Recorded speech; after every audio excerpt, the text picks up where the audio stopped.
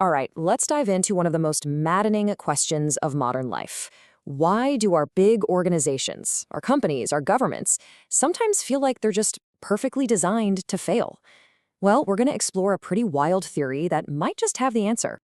You know what I'm talking about. You've seen it at work, maybe in politics. Someone makes a call that helps absolutely no one, not the company, not their team, not even themselves.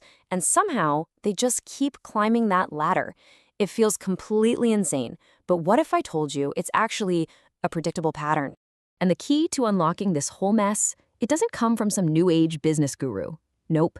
It comes from this brilliant, kind of hilarious, and deeply profound essay written way back when by a guy who studied the economics of the Middle Ages, of all things. Let's meet our investigator, Carlo M. Cipolla.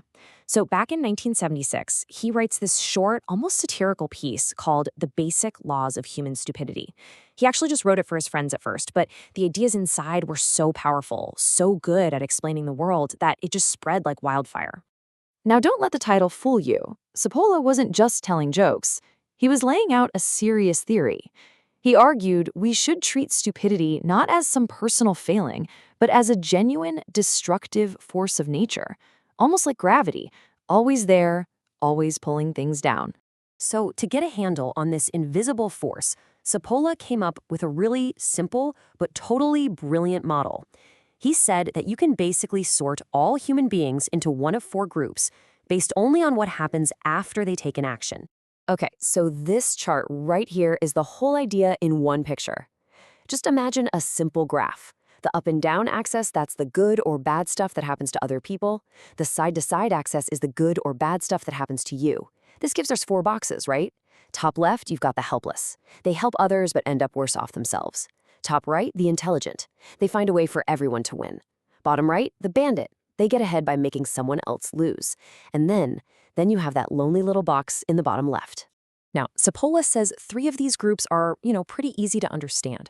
But that fourth group, the one down in that bottom left corner, he argues that this is the single most destructive type of person in all of human society. They are the prime suspect in our entire investigation. And this is absolutely the most important point. When Cipolla says stupid, he's not talking about IQ or test scores. Not at all. It's purely about the outcome. A stupid person is anyone who takes an action that causes problems for other people while getting zero benefit themselves. In fact, they often make things worse for themselves too. They're the people who create problems that just did not need to exist. And this leads us to his central and honestly pretty chilling claim.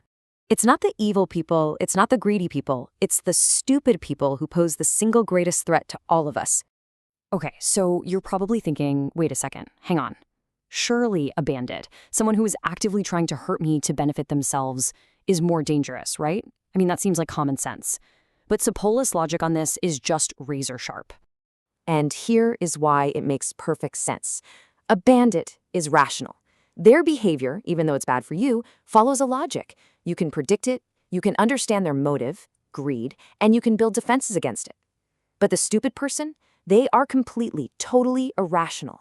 Their attacks make no sense. They come out of nowhere for no reason with no upside for them, and that makes them utterly, terrifyingly unpredictable. How do you defend yourself against pure chaos?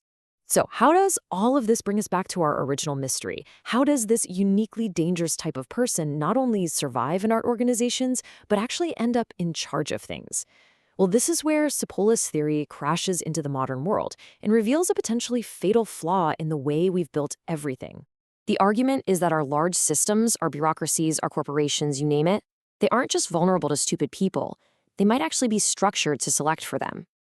It's a terrifying idea that our systems can end up perversely rewarding the most destructive behavior possible. So how on earth does this happen? Well, for one, they're not a threat to their own boss. An intelligent subordinate might be a rival, a stupid one isn't. Second, their chaotic actions mess everything up for the people working for them, which stops competent people from actually getting anything done. Because their actions are so irrational, they often bypass rules and safeguards that were designed to stop a rational bad actor, like a bandit. And maybe the most important part, we always underestimate how many of them there are. They don't have a plan or a leader, but they act like a huge, unorganized army, grinding all progress to a halt.